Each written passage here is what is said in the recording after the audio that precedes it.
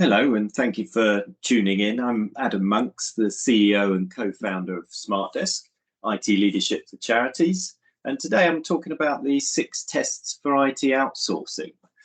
The 6 tests that I'll run through are structure, reputation, expertise, commercials, culture, and the launch. So first off is structure. What should the structure be of an IT team? How can we use a partner to enhance the structure? So a set of questions right at the top of your thinking should be, is IT overall well regarded by the user base? Are systems easy to use and reliable? Are we in the cloud? Is the IT function value for money? Am I confident in our IT security position? If the answers are yes to all of this, then you probably have the right model and can consider tweaks. If you have challenges in any of these areas, then you could consider the model and the structure itself. Is it really working? Are you really gaining the ground you need to?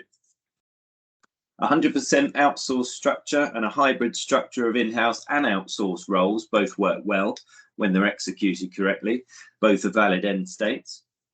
You can go big bang change if you have urgent risks to address and need to accelerate very quickly. If you have a little more time and want to manage the change more sympathetically, think about outsourcing a sub-function or even 1 or 2 roles to your selected partner of choice. We typically work in hybrid teams at charities of over 200 staff. Below that, a full outsource is more typical. The hybrid team structure varies at the charities we work with.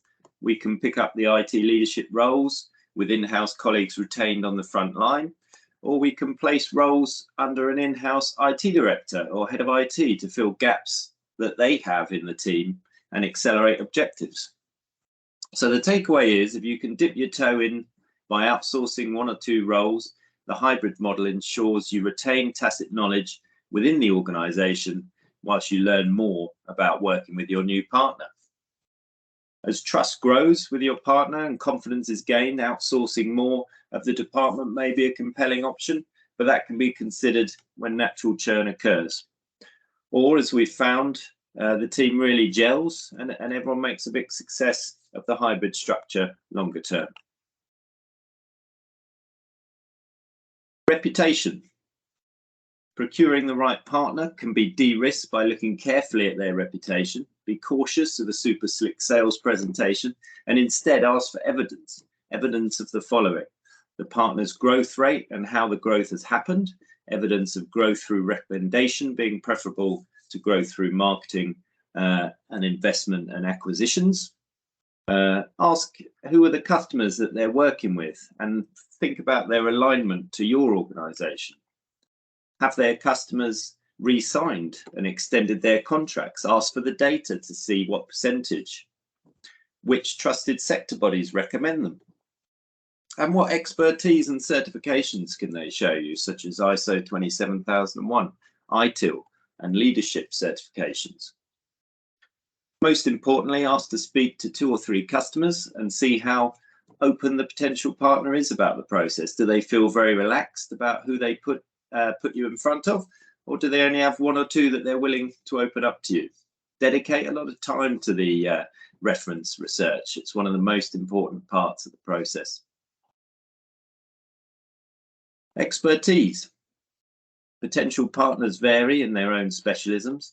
Consider whether their expertise aligns with your current technology or the type of technology you're wanting to evolve to. Discuss what your partner's views are on technology trends and how they can move your organization forward with them. Ask for evidence of projects that have been delivered that align with your strategic direction and discuss how their company is structured to ensure the right expertise will be available to you. Consider asking for examples of report templates and what the process of receiving reports will look like. Commercials. When it comes to costs, try and share as much risk as you can with the partner. If it truly is a partnership, then the commercial arrangement should go some way to reflect this. If you have a commercial director, they'll be able to use their expertise to scrutinize the contractual arrangement. If you don't, then consider whether you can use a recommended consultant for a couple of days and help to get that right. Be cautious of anyone putting forward rock bottom pricing. Like anything in life, it's going to be too good to be true. Culture. The contract's obviously important, as we've just looked at, but ideally you don't want to be having to pull the contract out every few weeks to manage your supplier. Look at their staff retention rate. Find out about their leadership. Are they money-focused people, or do they have service delivery backgrounds? When you speak to references, ask them how the partner responded when they needed to go the extra mile. You should hear stories of the team pulling together to overcome the more challenging moments. Hopefully you also hear they didn't try to bill their customers for every meeting they had. Your internal staff will need to have a positive relationship with the new partner. The way your partner conducts themselves with your staff is going to be a very important consideration. It needs to be one seamless team where everyone supports each other. Check your partner naturally fills process gaps and gets things delivered, a focus on outcomes. And get a sense that the staff are all friendly and positive and match your team's positive and friendly nature. And finally, it comes to the launch of the new arrangement. And first impressions count. The first few months are vital, and the way in which the new partner is introduced to the organization is extremely important. Have a comms plan and communicate clearly about how the service will be improving and any process changes. Your new partner should be pushing you for face-to-face engagement and with the team and the key stakeholders. They should also be showing value quickly. What are the quick wins, and how can we establish supportive relationships in the first weeks? And finally, get the rhythm of the review meetings and review reports in place and make sure these are a priority. Once you're live, you might want to tweak a few things, and both parties should be open to adjusting as necessary. So just a very quick recap on those 6 tests to run through.